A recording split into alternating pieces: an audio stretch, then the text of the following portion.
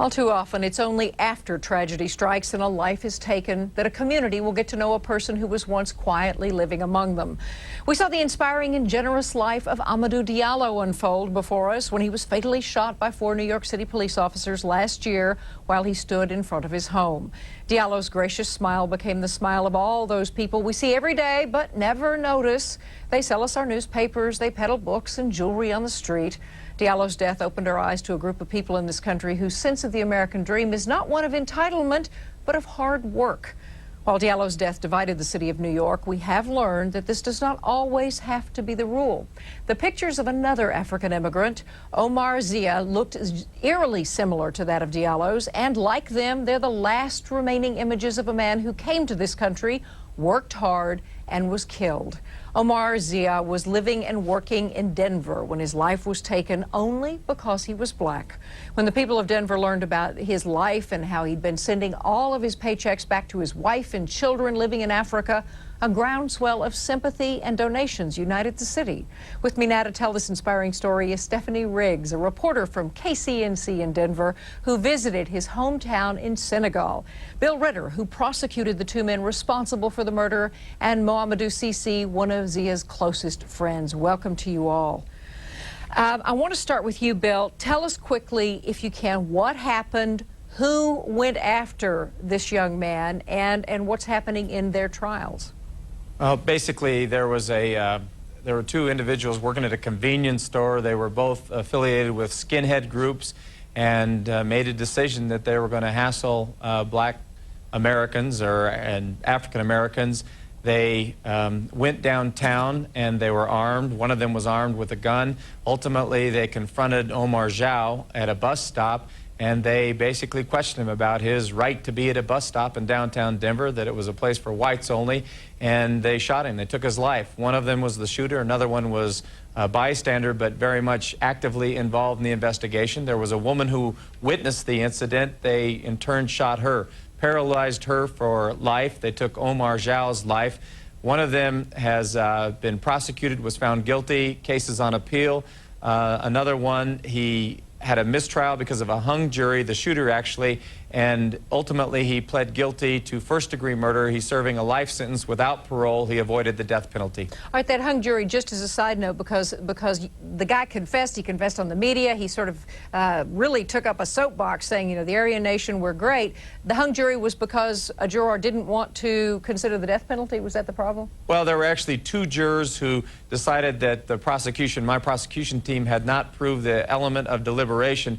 There was a host of, a lot of evidence that was presented at trial that involved mental health issues from Nathan Thill from his childhood. He was the defendant, and because of that, the 2 jurors ultimately said, well, we don't think they proved deliberation, which we have to prove beyond a reasonable doubt. Now, after Nathan Thill pled guilty to first-degree murder, saying that yes, he did deliberate and he did intend, the jurors said they thought that was a fair thing to do, leaving one with the certainly the ability to infer that the jurors were upset that if they found him guilty of first-degree murder, he would face the death penalty. Okay, Mohamedou, tell me about this young man. Tell me about Omar. Omar Dia is a native of Diorbivol, northern Senegal.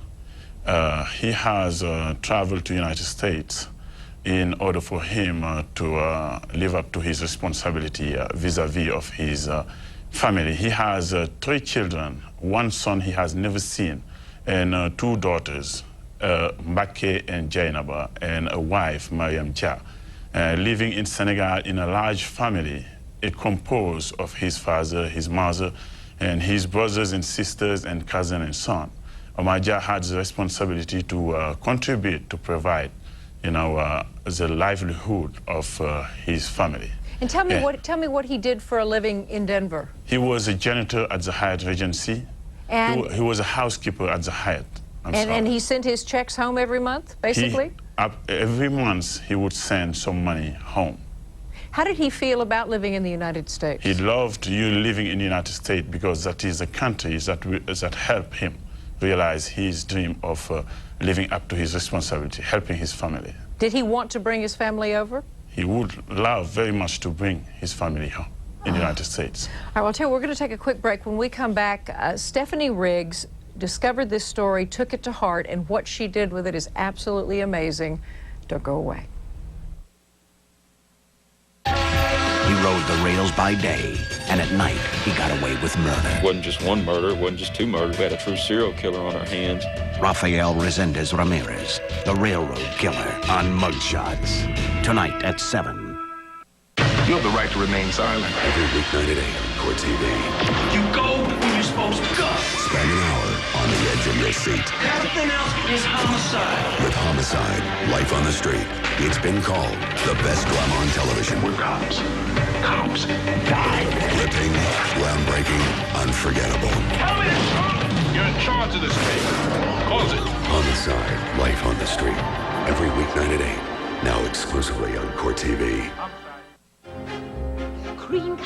The Sound of Music, the timeless family classic, is back and now available on video and for the first time ever on DVD. These are a few of my favorite things. Own it today.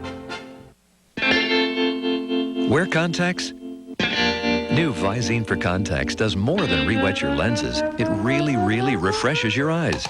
New Visine for contacts gets the dry out when contacts are in. It's time to experience a sensuous bath spa right at home. The most powerful compact ever. The easy-to-store Conair Water Jet Spa that transforms your tub into an invigorating experience. The Conair Water Jet Spa. It's one of the world's best beauty secrets. Steam Mist for skin and Conair Nose for hair, too. Steam and shine. It heats instantly, styles, and shines. Keep your hair steaming and beautiful with Steam and Shine from Conair. You know, sometimes we don't see ourselves the way we really are. I saw a recent photo of myself and I couldn't believe how much hair I had lost. I didn't want to look 45 at the age of 30. That's when I called 1-800-HAIR-CLUB to get Hair Club's latest brochure, the Hair Loss Research Update. It gave me the answers I was looking for. Now that I am a Hair Club client, I feel that I look my real age. I'm just sorry I didn't do it sooner. You can get this hair loss research update free by calling 1-800-HAIR-CLUB now.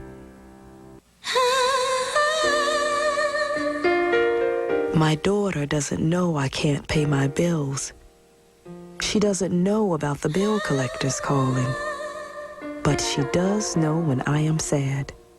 And I am not sad, despite all the debt I'm in, because I found a way out. If you have a debt problem, then call Profina Debt Solutions, the largest, most experienced credit counseling service. Profina doesn't make loans. Instead, we work with your creditors to lower your monthly payments. In just 30 minutes, over the phone, we can help you avoid bankruptcy and get the bill collectors off your back. We're a non-profit confidential service. Just get your bills together and call. I'm solving my money problems, and I'm going to be a better mommy for it. There is help, and it's as close as your phone. Get your bills together and call Profina Debt Solutions. It's not a loan, it's a way out of debt.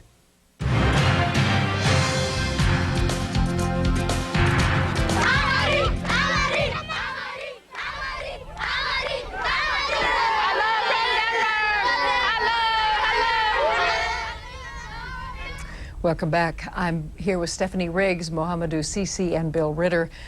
Stephanie, when you and I met and talked about this story, it made me think of the Diallo story. It made me think of that horrific dragging death of an African-American man in Texas, and how oftentimes our racial differences then make the headlines and we become split rather than united. You took a very different tact with this story. Tell me what you did.